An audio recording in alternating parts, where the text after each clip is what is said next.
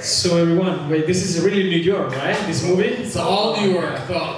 All shot in New York. Exactly right. In Riverside, I can see a lot of people, fellow New Yorkers, who know my tricks of locations. It's pretty obvious, you know, when you see a film.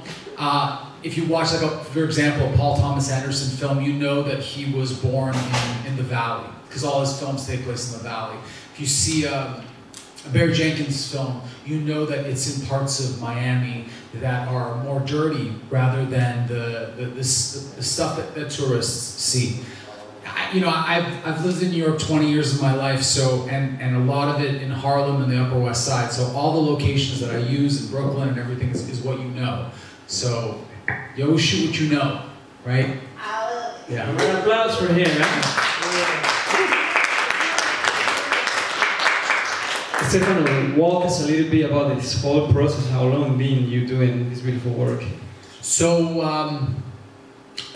I have a publicist that is shared with Anthony Mangello. I knew that.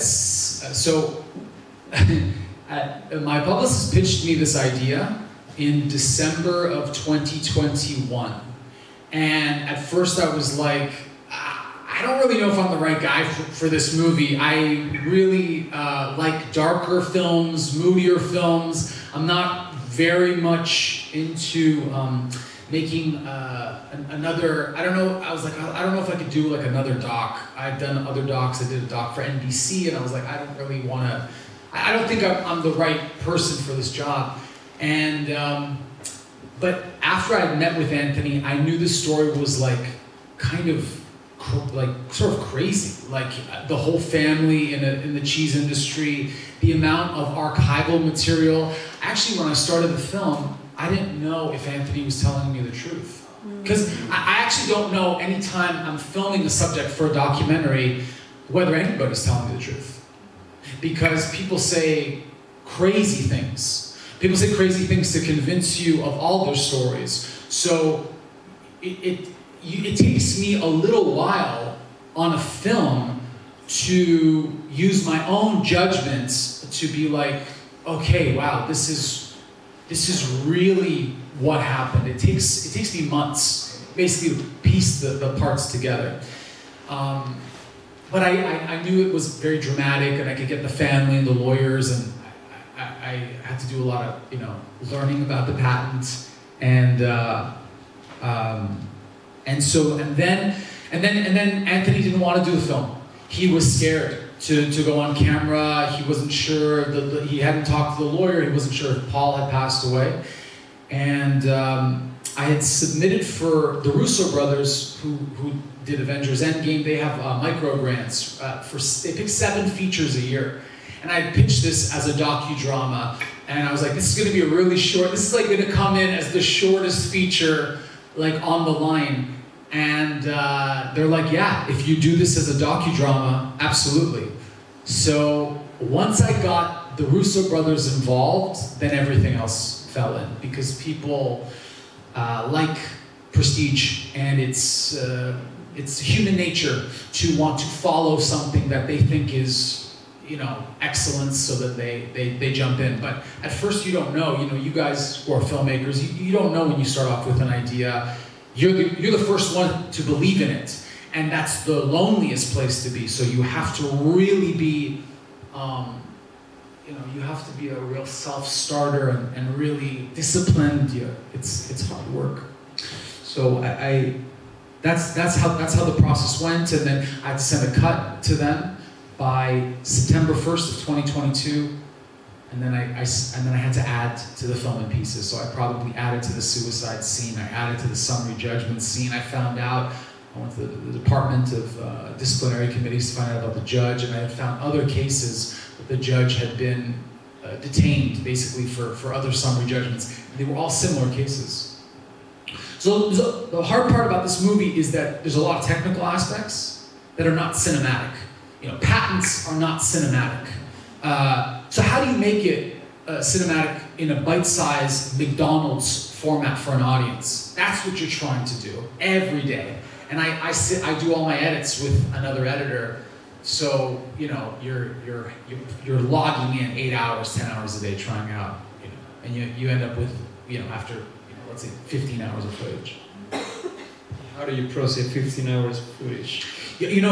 I always start with the material that I think is the best.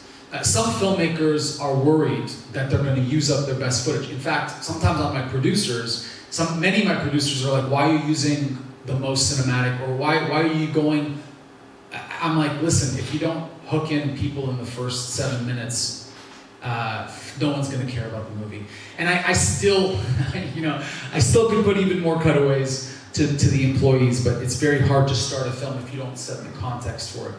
But I think you need that the dramatic scene in that first minute that you return to is only there, it's a teaser.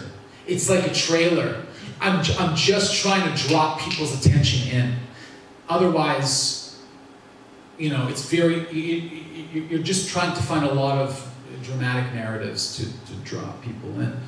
And I always try to use whatever I believe, in my opinion, is the best footage first, the most dramatic footage, because nobody will care about your ending. Nobody cares about your second act if your first act's not good.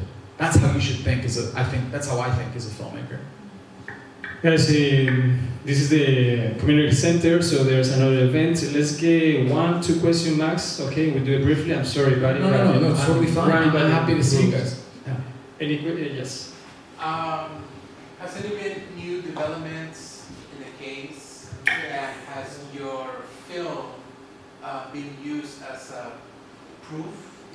Yeah, it's a great question. It's a question I get at all the film festivals. So Anthony and he's reopening the case, and he can sue for punitive damages to Pizza Hut because of the information that we found about the judge, so the process of it. So the answer is yes.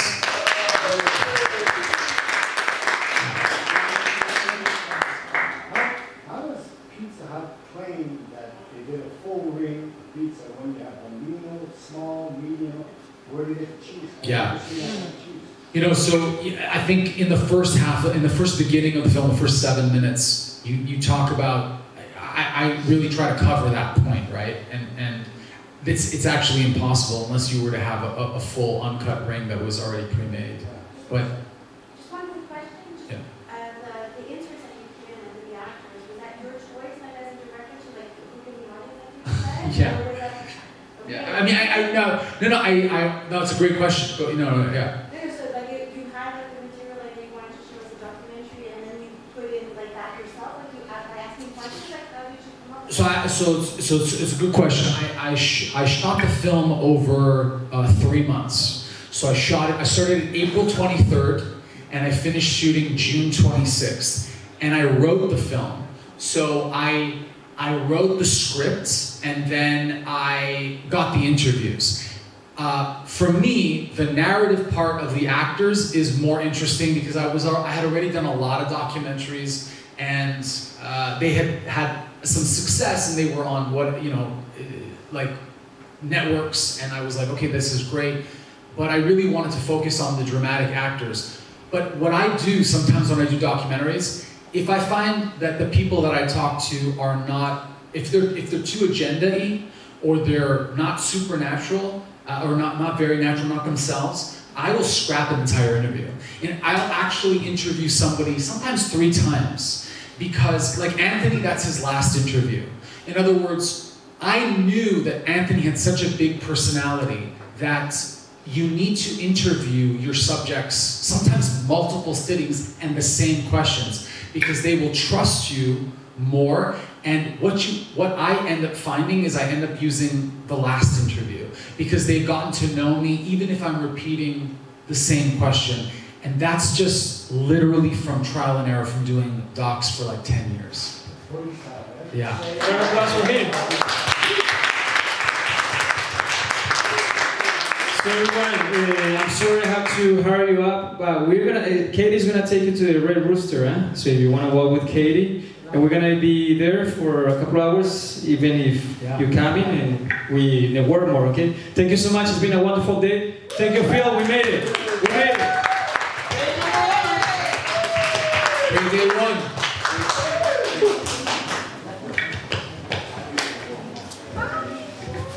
Steven, all right.